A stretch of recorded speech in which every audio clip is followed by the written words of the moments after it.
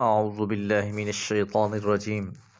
بسم اللہ الرحمن الرحیم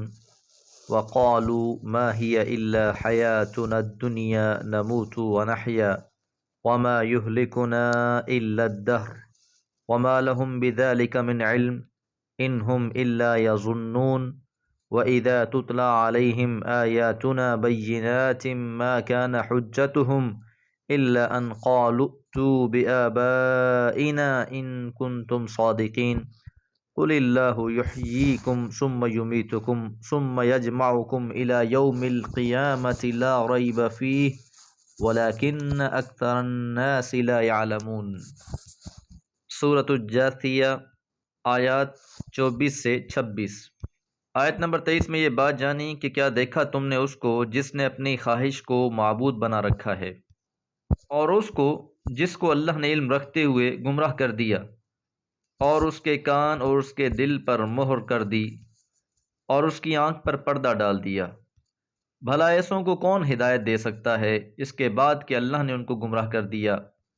کیا تم لوگ دھیان نہیں کرتے؟ گمراہ لوگ کون تھے، ان کے کیا عقائد و نظریات تھے؟ ان کے بارے میں فرمایا وقالو، اور انہوں نے کہا ما ہیا، نہیں ہے یہ، الا مگر، حیاتنا الدنیا، ہماری دنیا کی زندگی، نموت، ہم مرتے ہیں، ونحیا، اور ہم جیتے ہیں۔ یعنی ان کا قول یہ ہے کہ بس یہ دنیاوی زندگی ہی ہے جس میں ہمارا جینا اور مرنا ہے۔ وما یہلکنا، اور نہیں ہمیں ہلاک کرتا، الا الدہر، مگر گردش ایام۔ یاد رہے کہ جب پیغمبر علیہ الصلوۃ والسلام نے اہل مکہ اور اس کے آس پاس کے لوگوں کو اسلام کی طرف بلایا، وحدانیت کی دعوت دی، معرفت الہی پیش کی، تو مختلف گروہ، مختلف قوموں اور مختلف افراد نے مختلف عقائد رکھتے ہوئے مختلف اعتراضات کیے۔ ایک طرف قرآن کی یہ دعوت پیش کی جا رہی تھی کہ وہ اللہ ہی ہے جو انسانوں کو زندہ کرتا ہے، مارتا ہے، اور پھر مرنے کے بعد دوبارہ زندہ کرے گا۔ اس کے مقابلے میں کچھ لوگ یہ بھی تھے جن کا نظریہ یہ تھا کہ کوئی الہ نہیں ہے، کوئی قیامت نہیں ہے، کوئی جنت جہنم نہیں ہے، یہ بس دنیا کی زندگی ہی ہے، یہیں ہم نے جینا ہے اور یہیں ہم نے مرنا ہے، اور اسی طرح ہمیں زندہ کرنے والا یا مارنے والا کوئی بھی نہیں ہے، بس یہ گردش ایام ہیں، یہی سبب ہیں ہماری زندگی کا بھی اور ہماری موت کا بھی۔ یہ جو آج ہم اپنے دور میں ایتھیسٹ لوگوں کو دیکھتے ہیں جو کسی بھی الہ کے منکر ہیں، یہ کوئی نیا نظریہ نہیں ہے۔ نزول قرآن کے وقت بھی ایسے لوگ موجود تھے جنہیں دہریہ کہا گیا، دہر زمانے کو کہا جاتا ہے۔ تو ان کو جواب دیا گیا وما لہم، اور نہیں ہے انہیں، بذالک، اس بارے میں، من علم، کوئی علم، کہ یہ لوگ حقیقت سے بالکل ناآشنا ہیں۔ تو یہ جو اس عقیدے کا انکار کر رہے ہیں کہ کوئی پیدا کرنے والا نہیں، کوئی مارنے والا نہیں،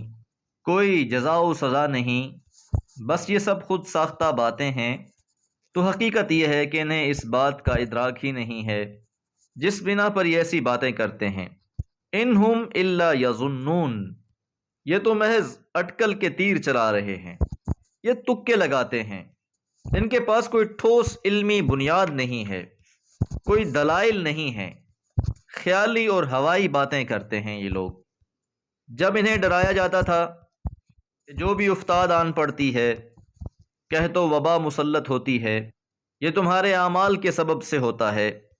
تمہارے برے اعمال کی وجہ سے تم پر عذاب مسلط کر دیے جاتے ہیں۔ قرآن مجید نے بہت سی قوموں کے احوال بیان کیے، قوم نوح، عاد، سمود، مدین،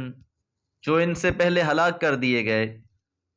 تو قرآن مجید کے ان واقعات کے اثرات کو زائل کرنے کے لیے وہ کہا کرتے تھے قد مس آباءنا الضراء والسراء، سورہ اعراف ہے، وہ کہتے کہ ہمارے آباء و اجداد کو بھی اس طرح کی تکالیف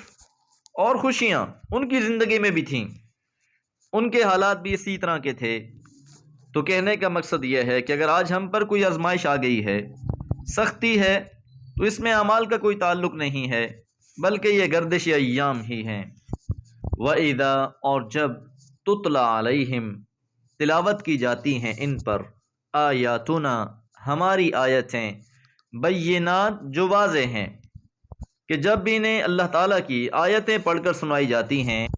تو یہ ان آیتوں کو سننے کے بجائے، ان پر غور کرنے کے بجائے، ایمان لانے کے بجائے کہا کرتے ما کان حجتہم، نہ تھی ان کی حجت، ان کی دلیل، الا مگر ان قالوا انہوں نے کہا ائتوا بآبائنا ہمارے آباء و اجداد کو لے آؤ، ان کنتم صادقین اگر تم سچے ہو۔ کنہیں پچھلی قوموں کے واقعات بیان کیے جا رہے ہیں، نصیحت کی جا رہی ہے، جنت اور جہنم کا تذکرہ کیا جا رہا ہے، تو ان کے پاس ایک ہی دلیل ہے کہ اگر واقعی ہم نے زندہ ہو جانا ہے، واقعی جنت اور جہنم حقیقت ہیں، تو پھر ایسے کرو کہ ہمارے آباء و اجداد کو زندہ کر کے لے آؤ۔ اور یہ صرف اہل مکہ کا معاملہ نہیں تھا کہ انہوں نے یہ آپ سے مطالبہ کیا ہو، بلکہ پچھلی اقوام کے بارے میں بھی اللہ نے فرمایا فَمَا كَانَ جَوَابَ قَوْمِهِ، بس نہ تھا ان کی قوم کا جواب الا سوائے ان قالوا انہوں نے کہا ائتنا بعذاب اللہ، کہ پس تم اللہ کے عذاب کو لے آؤ، ان کنت من الصادقین اگر تم سچے ہو۔ یہ ہٹ دھرمی ہے کہ حقیقت کو تسلیم کرنے کے بجائے بے تکے انداز سے مطالبے پیش کیے جانا